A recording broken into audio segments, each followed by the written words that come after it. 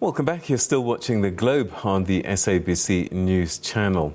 Now, the Home Affairs Minister Dr Aaron Motsoaledi has conducted a site inspection at the Beit Bridge border post in Musina in Limpopo. He did that yesterday. He joined police, customs officials and immigration officers who conducted spot checks at a roadblock close to the border.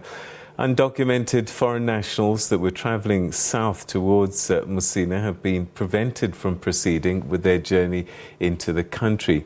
About 200 undocumented foreign nationals were arrested during the operation. The influx of illegal foreign nationals comes at a time when South Africa's government is urging Zimbabweans with Zimbabwean exemption permits to apply for other acceptable migration documents in South Africa. Well, the Home Affairs Minister, Dr Aaron Motsoaledi, joins us now to talk to us a little bit about the security at the border. Thank you so much indeed for joining us. Welcome to the programme. I suppose, Minister, what you found is what you expected. Compliments, Peter, and compliments to the listeners and the viewers out there.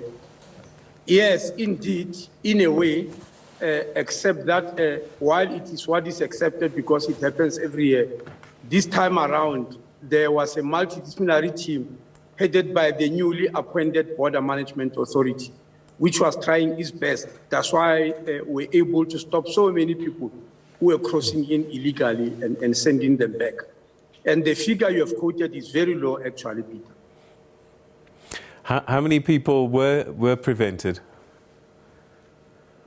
Yesterday, it was 340. Today, it was 437. Those numbers are alarming, Minister, which means over a period of a year, we're talking at thousands and thousands of people crossing the border. Well, you are assuming that it happens like that throughout the whole year. It happens like that specifically because it's the time when people are coming back. That's why the operations of the roadblocks we have set up and the intense operation is going to end on the 10th of January, because annually that is the time at which that's the height of this type of incursions. Not that during the year they won't be there, but the heightened operations are during the first 10 days of January. The people that are crossing, how do they get to the point that they're even going between Beit Bridge and Musina? Because they would have crossed 2 points already by that stage. Well, Peter, as you know, the border, the phenomena we call the border, have got 2 aspects. You have got the border gate, which is the port of entry, where people come in officially through documents. Then we have got a border line, which in South Africa is 4,772 kilometers long. And any part of that can be breached at some stage or the other. So what happens is that because of that breach, we decided to put a lot of firewalls around. And that's why we had roadblocks 10 kilometers from the border into Musina, another roadblock 30 kilometers out of Musina, and the last one in Manchole, which is just before you arrive in Hammanskraal in Pretoria. It is because of knowledge of the methods that are used that we set so many firewalls. Part of the way in which security is breached is that you find a driver who have got a passport and who is allowed to come to South Africa. Remember, a member of SADC countries don't need any visas to enter a SADC country, as long as they've got a passport. So you've got a driver who has got a passport, but who is carrying people with no documents at all. And just before they arrive at the border, they align, and the driver goes through the border normally, and those find the way where they can bridge the borderline and come into the country and meet up with the driver again, get into the car and proceed with their journey. That's why we put so many roadblocks as firewalls. How do you think this problem can be dealt with longer term? Because As you've, at the end of last year, you stopped the exemptions for Zimbabweans, but we know that Zimbabweans will come regardless. How are you going to manage these numbers going forward?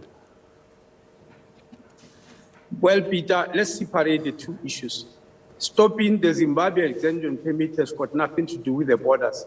The people on Zimbabwean exemption permit are documented through that particular exemption permit, so it was a special dispensation. The issue of the borders, Peter, as you know, is being dealt with through the Border Management Authority. It took Parliament 10 years, of course, to enact that act, for the act to go through Parliament until it was passed and the President ascended it into operation. It took 10 years, but it has eventually happened. And you may remember that on the 2nd of November, we announced the appointment of the Commissioner of Borders together with 2 Deputy Commissioners. It might not yet have sunk because in South Africa, we do have 1 Commissioner. That's the Commissioner of Police. Now we have just added another Commissioner who has got the same status, at the same level in terms of status as the Commissioner of Police, but their job is only at the border. This is a new phenomenon. Now, for these 2 days that I was at the border, the Commissioner was working with the Army. But in the first quarter of this year, the Commissioner is going to be hiring what we call border guards, whose sole job is to make sure that the borderline is breached so that the Army is free to do what armies all over the world do, to protect the country, rather than stopping people who are trying to sneak into the country illegally. That will be done by border guards. We are busy preparing for them. We have already bought vehicles for them. We have already got their logo, which is going to be branded on their uniforms. And we have already bought vehicles which are going to be branded also. So that's the way we are going to manage the border in the longer term. What we're doing now was just a festive season operation, which we prepared sometimes in November. Do you think that you've dealt with the issue of corruption with the border officials? It is ongoing, Peter. Let me state it very clear because I've never been able to hide it. When you talk about corruption in other government departments, you are mostly talking about the unit or the directorate or the branch that deals with supply chain. You are dealing with supply chain management. In Home Affairs, corruption can be done everywhere. Bribery, any office of Home Affairs, any border post, any institution that has to do with Home Affairs, you can do corruption. That is why Home Affairs is the only department in the whole government where you have got a whole branch as headed by, a whole branch dealing with anti-corruption. When I say a branch, I mean a unit headed by a DPG, a second in charge. In all government departments, you'll find them at the level of director or chief director. They are called risk managers, but in Home Affairs, it's called the anti-corruption unit and is a whole branch. And it's active mostly against Home Affairs officials who are bribed or who are prepared to abate fraudulent activities, I mean to say. Of the people that were prevented from progressing into the country yesterday and today, what kind of people were these? Are these economic migrants, people looking for jobs? Or is there a security concern that is also worrying you, where we might be talking about movement of things like drugs?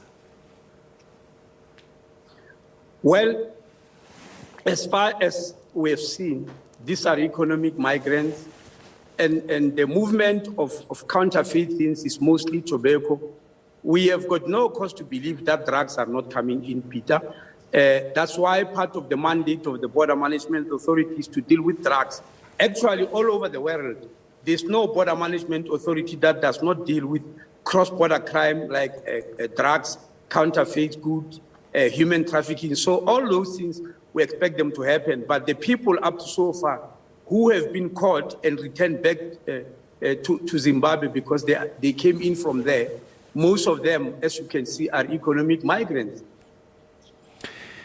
What happens going forwards? Because in the past, our understanding is that people get rounded up, they get deported, and then they come back the following week.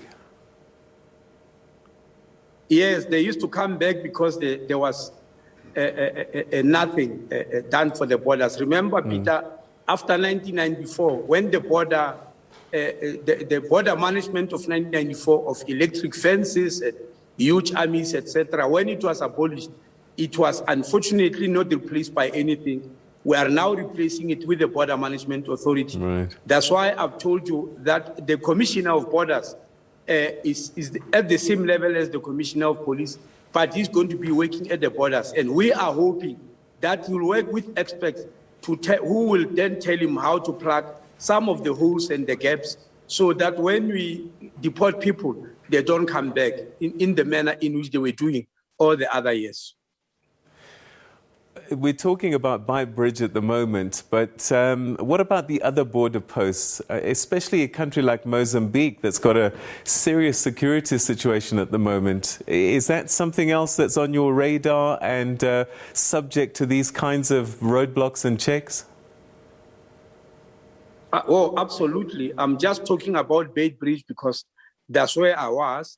The DG has been sent to Maseru border, Maseru Bridge between us and also going to go to Fixback. A DDG had been sent to Limpopo. Today you are talking with me about Beit Bridge because that's where I was. Account for everything that happened over the past 2 days, but it doesn't mean that the other borders have been left. No, we don't leave them. But borders which are not problematic, we don't do much of deployment because we have been checking over the years which borders have got more problems. And obviously, Beit Bridge is number 1, Limpopo is number 2, Maseru is number 3, then you'll go to all the others. Yeah, it's a tough one, and I know borders all over the world are struggling with the same issues.